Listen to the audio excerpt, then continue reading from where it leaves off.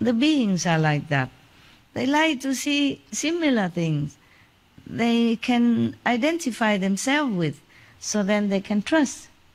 That's why the master don't just stay in heaven and hula hula hop and change your destiny. Mostly you have to come down. These beings are different. And even then, Kuan Yin Bodhisattva has to come down as a human, as a householder, or as a king or something, and talk to them. Otherwise, they will not listen. Therefore, the master sometimes appear in our world as kings and queens in order to liberate these group that have been praying for such a thing. Therefore, maybe His Majesty Tràng Nhân Tông was one of the Kuan Yin Bodhisattva transformation body in the human garb in order to help those who pray for such and such. That group. That's why many masters come and go. They only teach some group. They come for that group. Otherwise, the master would have taken all the people up already. No can do. They don't wish for that. They don't wish for liberation, or they don't wish to be liberated from Asura. They don't wish to have enlightenment. They wish to remain a maiden, a virgin. They wish to remain a pure boy. Example like that. Some being simple-minded. No one taught them to wish for enlightenment or anything. Their life is simple. Their wish is very simple. Then according to your wish, you will get what you wanted. According to this, we see all the time that the saints, the bodhisattva, the angels, the sages, even ascended already, they're always with us. We are never alone. It's just we have to decide what we want, and then they help us. The gods maybe cannot help, but the bodhisattva can, or the Buddha can. Make sure you really want what you wish.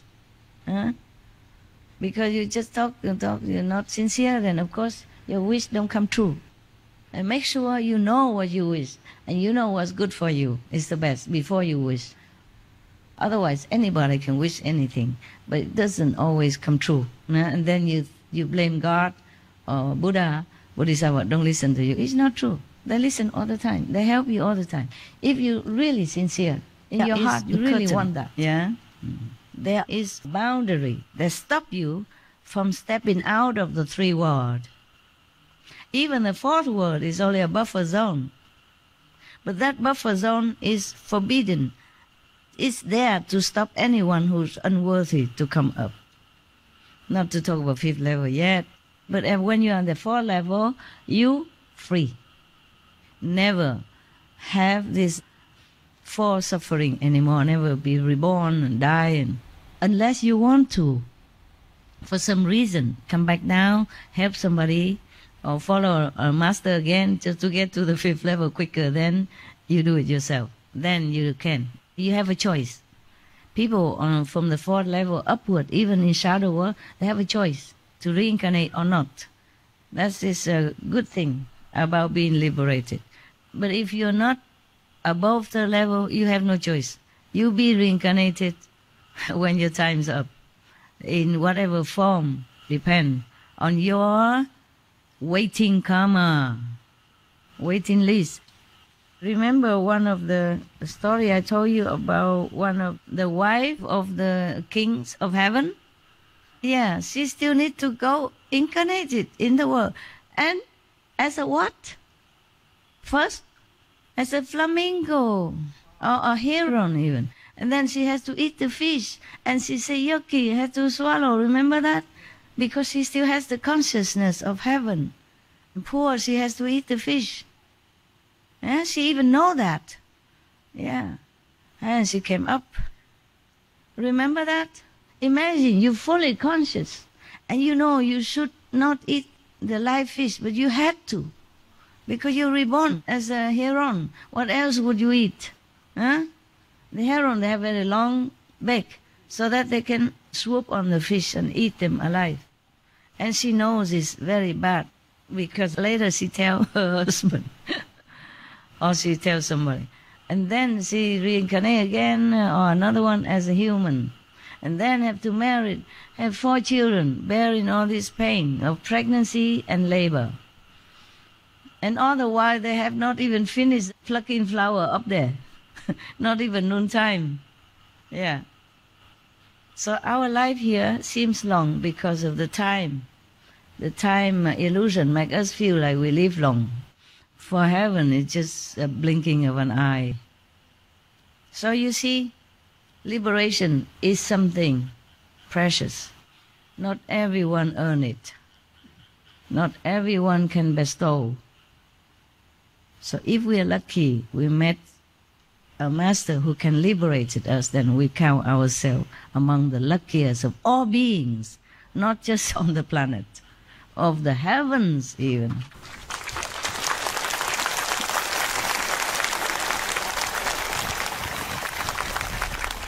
I'm not saying that to make you grateful or anything. I'm just saying as general explanation because of the sutra. Just wish for liberation, that's the best.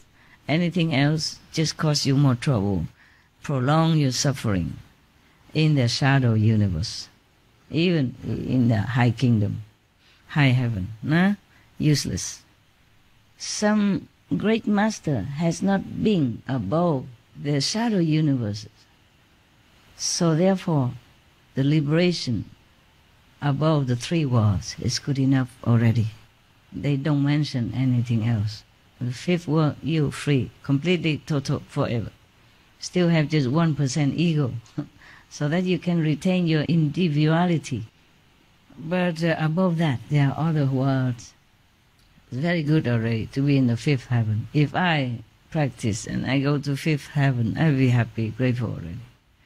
Nothing to worry anymore, enjoying, wonderful life. So it depends on what you wish. All the highly beings will always help you. You are never alone in this world. Just wish well. Wish properly. Don't wish anything, any position in the 3 worlds, but liberation only. Liberation from the 3 worlds. Maybe you don't dare to ask for the 5th world or higher, but at least liberate from the 3 worlds. Then you are safe. Because above the 3 worlds, you will always have chance to meet high enlightened masters, and they will lift you up, and teach you until you are uplifted to the higher level again. You understand? And you're safe above the 3 worlds, nowhere else.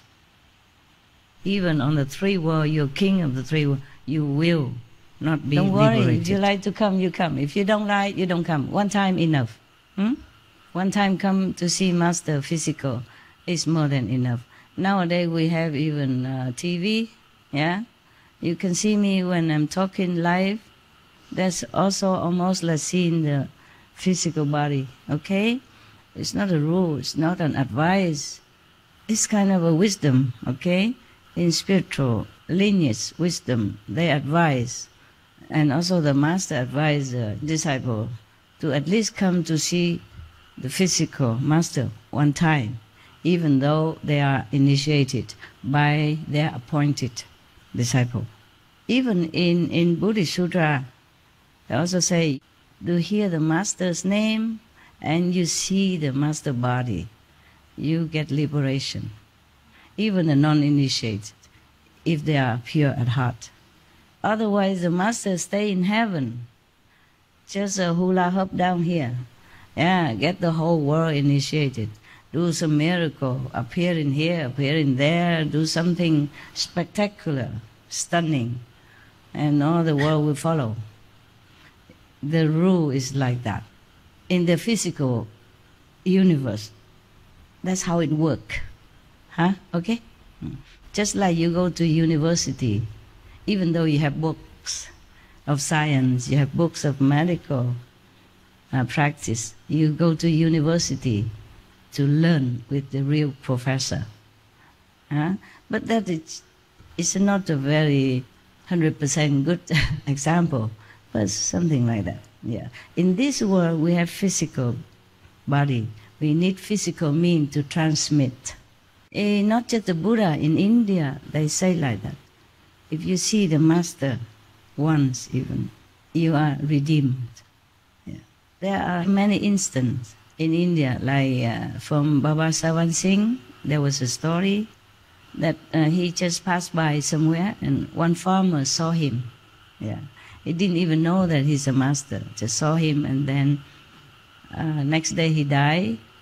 Before he died, he said, "Oh, yesterday I saw that man with the bear such and such. He's coming now to take me to heaven, so don't cry."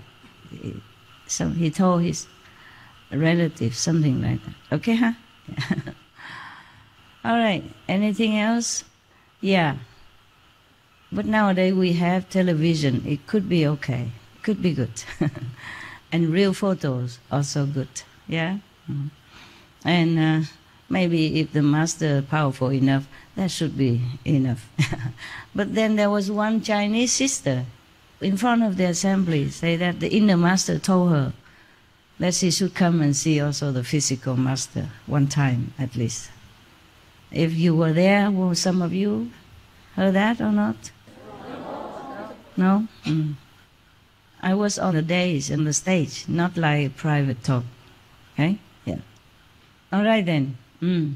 If you cannot see physical master, then watch a video, or watch something live, like flying news, something when the master talking recently, like 2-3 days ago. It also helps. Okay? Yeah. It also helps. Pray to the ultimate master. Thanks to the ultimate you master. Utter, whether in your mouth, from your mouth, or in your heart, make a certain energy vibrating throughout the universe. So the high-level beings like Kuan Yin Bodhisattva can catch the sound and hear it. It's simple. Of course, it's in a different level, but here we have like a telephone nowadays. You can text and talk to different people at the same time. Yeah? Television, many people can look and see at the same time. To match the frequency. In our physical level, we match the frequency physically, electronically. In the higher level, they do it with telepathic frequency. And higher still, it's a different kind of telepathic frequency. Thus, Kuan Yin Bodhisattva and maybe other Bodhisattva be able to hear and analyze. And it's automatic. It's not like what I say, have to hear it first, analyze it. No, they do it faster than a snap of the fingers, faster than we blink our eyes. Automatic, all the time, 24/7. So, practice Kuan Yin method and help others. You can attain some level. Maybe not as high as Kuan Yin Bodhisattva, but some level you can help someone. Okay, your soul, your higher soul, elevate it higher and higher, and then you can always help other beings. Okay, automatically. So that's why I said your duty physically is not only to follow me or to practice Kuan Yin method, but it's to help others as well. We learn from Buddha, Bodhisattva. We have to learn to be like them. In some part at least, not 100%, maybe we cannot yet, but some percent. If she can help, maybe 10,000 people, we can help maybe one person, 10 people, 100 people. Aim high, noble goal, lofty goal, not just thinking, oh, I have to meditate because Master says so. 2 hours, I don't know if I can make it. I try. I try just to catch up with the quota. No, you do it for yourself, for other beings, okay? Because your vibration can uplift other beings' vibration and might help them also in many ways. In your small way or bigger way or great way, depend. You keep climbing up, you keep helping. Right, got that? That's its real love. That's what I call one real time love. my former husband drove me somewhere far away from our home. In the middle there was some slippery ice on the road. It's winter. And then the car just veered so fast and zigzag that I wasn't fearful at all. At that time I always trusted Kuan Yin Bodhisattva. I even brought her statue to Europe, a small one, at that time, and always prayed to her. Yeah. And then I did not even have any master or teacher or anything. I was like Buddhist scout, and here, sometime there, a little bit here and there. And they say, you recite Bodhisattva, Kuan Yin, and everything. She will help you if you're in trouble. So I do that. Yeah. Ever since teenage, I listened to that and I did that. And when the car was veering fanatically, I just put my hand on his chest. I said, don't worry, Kuan Yin Bodhisattva will save you. I say that, it's just like I'm talking to you now, without any panic. I panic no more now than when the car was swearing like that and then fell into the ditch. Yeah. But then we fell into the ditch next to a farmhouse. Finally, the car stopped and fell into a small ditch next to a farmhouse. So we went into the farmhouse and he said, in the morning I will fish your car out. He has a crane. And we overnight there, have warm tea, warm meal, and in the morning the car is on the road driving. It's not the point. The point is that I was fearless. I didn't feel any panic or worry at all. I had absolute confidence that nothing will happen. It's like that. And I put up my arm, hand on his chest, said, don't worry, Kuan Yin Bodhisattva will help us, will save you. It's my own experience. Because normally, in that case, you would feel very scared. You don't even remember yourself, not to talk about Kuan Yin Bodhisattva. Yeah. But I was, I guess, mostly calm in that kind of situation. Like one time, I go together with many people on a big bus, yeah? And then there was a landslide, stone all over, stone falling, big and small, all over on the bus, keep falling. And everybody panic and want to open and jump out. I said, don't. Remember, where is your master? Remember your master. Pray to your masters. I was very calm. I tell everybody, don't go out, you die. Remember, where's your master? Pray to your master. And they pray. And then suddenly the landslide stopped right in front of us. And we all climb out. Everybody tells himself, oh, he's still alive and thanking me no end. Because these people, they all have master in India, different master. And they also have Dalai Lama or whomever they trusted. They forgot. At that time, they all forgot about their master, not to talk about Kuan Yin Pusa, Kuan Yin Bodhisattva, which they don't even see. So I reminded them, and then it calmed down right away. Yeah. There's some stone just falling, middle, stop. It's very funny.